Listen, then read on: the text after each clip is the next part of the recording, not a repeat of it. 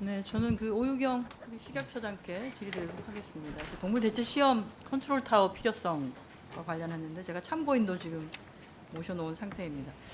동물 대체 시험은 이제 뭐 세계적으로 거스를 수 없는 대세이고요. 각국이 다 준비를 하고 있고 경쟁적이라고 할 수 있습니다. 그리고 동물 대체 시험은 관련 그 기술을 도입하기 위해서 사실 특정 부처 중심이 아니라 범부처 중심으로 지금은 협업을 하는 시대가 와 있는 상황입니다. 미국 같은 경우에는 보시면 익밤이라고 하는데요. 미국의 연방부처 리스트를 쭉 보시면 총 17개 중앙부처와 연구기관들이 함께 참여하고 있습니다. 그러니까 포유류를 대상으로 해서 동물 실험을 하고 있는 해야만 하는 기관들이 다 망라되어 있다고 보시면 될 것 같습니다. 그래서 여기는 동물 대체 시험법 활용에 대한 가이드라인을 마련하고 기관사의 정보도 공유하고 이렇게 하고 있고요.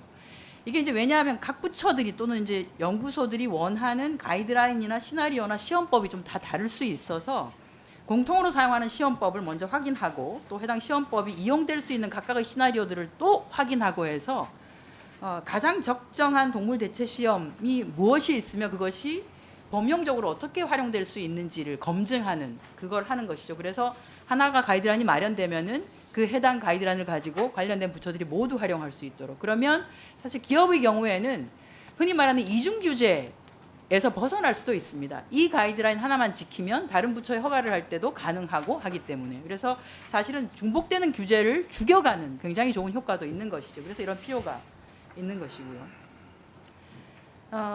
그래서 이렇게 부처 간 협업이 중요하다. 그런데 이제 지난번에 저희 7일 날 국감에서 존경하는 남인순 의원께서 이렇게 물었습니다. 정부 내 역할이 개별 법령에 따라 분산되어 있어서 동물 대체 시험과 관련해서 어려움이 있는데 어떤 대안이 있냐라고 했더니 최근에 이제 환경부 농식품부 간 대체 독촉 시험법 협의회를 만들어서 연구 주제가 비슷한 거나 하는 것들 뭐 중복을 막기 위해서 조정하고 있다라고 답변을 하셨어요. 근데 저희가 이제 그 협의회 그 홈페이지를 가봤는데 여기 사이트에 가보면 2019년 이후로는 뭐 사실 내용이 올라오는 게 없고요. 실제로 뭐냐면 주로 했던 회의 내용을 단순하게 공유하는 것 정도밖에 되어 있지 않습니다. 그리고 환경과학원, 농업과학원, 평가원이 돌아가면서 자기들이 하고 있는 사업에 대해서 안내를 하고 있는 정도입니다. 그러니까 우리가 이거 하고 있으니까 그럼 이걸 하지 말라고 하든지 뭐 이 정도밖에 안 되는 것이죠. 그래서 저희가 실제 협의회에 참여하고 있는 한 기관에다가 한번 물어봤습니다. 혹시 참여 기관 간의 연구 세부 주제나 연구 과제 중복 사례를 조정하거나 한 사례가 있냐 그랬더니 아직까지 그런 사례는 전혀 없다고 하는 답변이 있었습니다. 상황이 이렇다 보니 부처 간의 중구난방으로 지금 이루어지고 있는 게 동물 대체 시험 연구개발 사업입니다. 한번 보시겠습니다. 국가 연구개발 사업에 대한 정보를 알 수 있는 R&D 지식정보 포털을 들어가 보면요.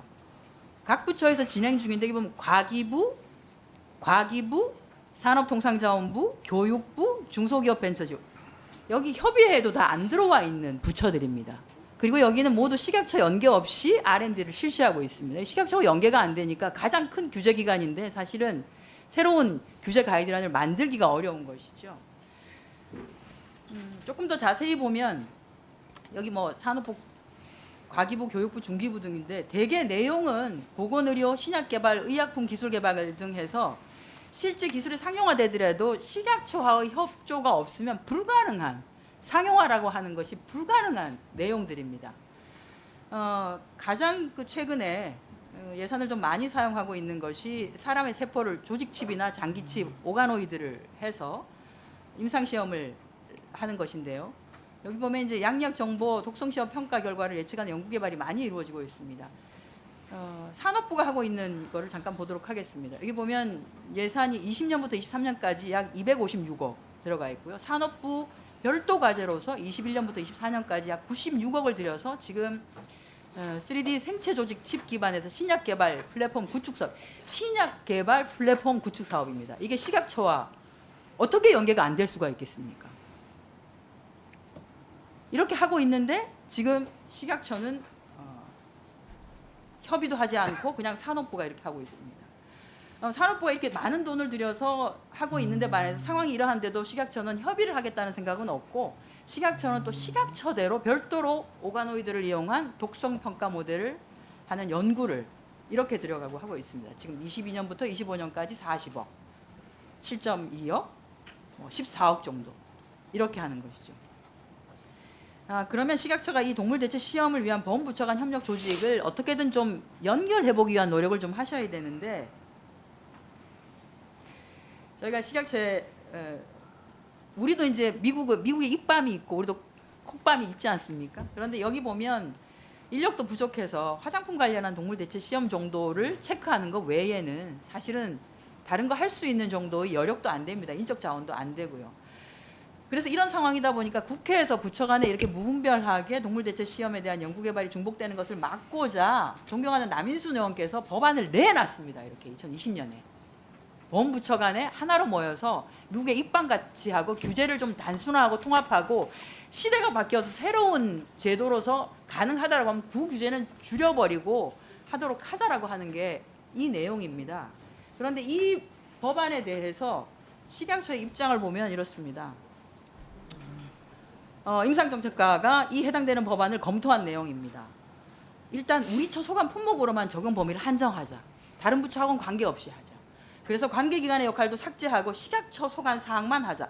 이렇게 하면 아까와 똑같은 게 이제 계속 되는 거죠. 식약처는 식약처대로, 뭐 질병청은 질병청대로, 복지부는 복지부대로, 산업부는 산업부대로, 돈은 돈대로 들어가는데 규제는 계속 존재하고 있고, 새로운 뭔가가 만들어졌는데 규제 통합은 안 되고, 허가를 받으려고 하면 이 부처에 가서는 A라는 허가 라인을 따라야 되고 B 부처에 가서는 또 다른 걸 해야 되고, 이래서 기업들은 불만은 불만대로 쌓여가고, 그거 하지 말자는 건데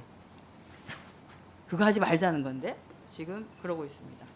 자, 그러면 존경하는 우리 그 참고인을 불러놨는데 오세준 교수님을 좀 잠깐 모셔주시기 바랍니다. 네, 잠깐 세워주시고. 예, 참고인은 발언석으로 나와주세요. 네. 참고인.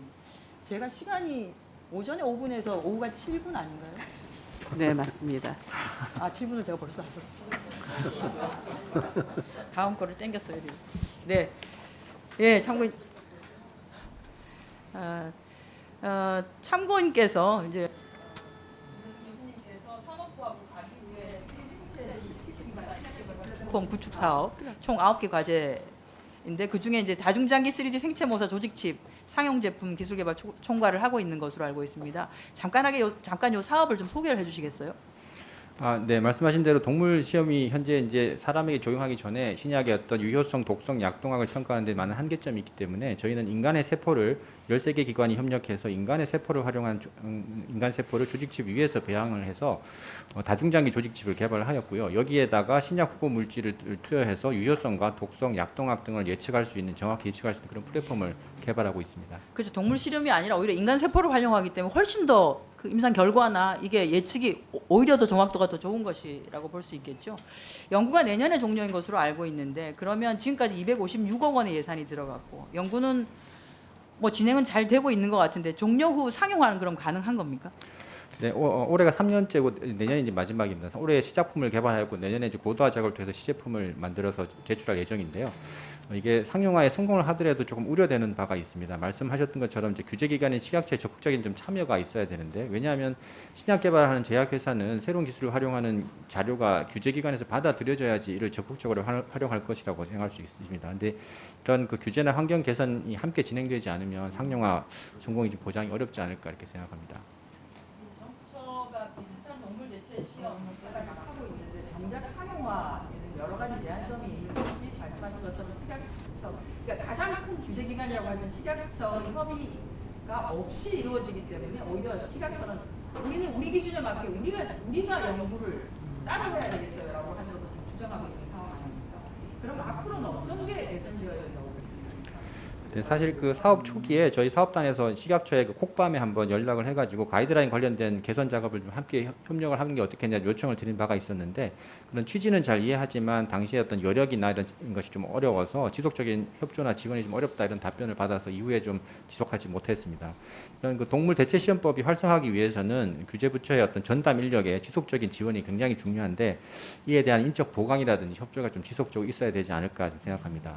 또한 앞서 말씀하셨던 것처럼 본부처 차원의 컨트롤 타워를 설치해서 각 부처별로 이루어지는 동물대체 시험법에 목적 지향적으로 정리를 해서 전문 인력이 지속적으로 정책 및 연구 개발을 할 수 있도록 지원하는 것이 필요하다고 생각합니다.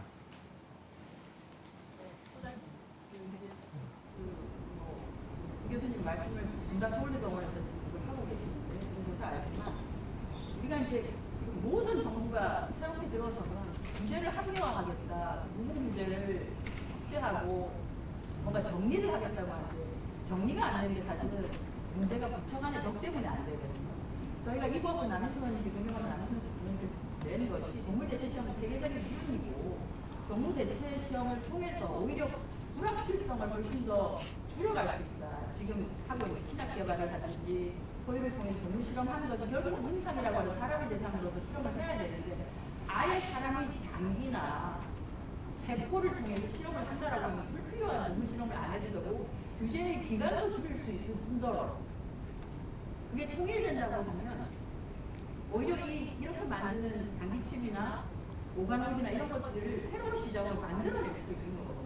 규제도 통일하고 그렇게 하자고 하는 건데 지금 진행이 안 되고 있습니다. 그리고 지금 복지위원회에서 식약처에 요구하는 것은 식약처가 미국의 입방같이 전체적으로 동물 실험을 하는 것들을 총괄해서 그것을 일원화할 수 있도록 해달라고 하는 그 역할을 해달라고 하는 거거든요.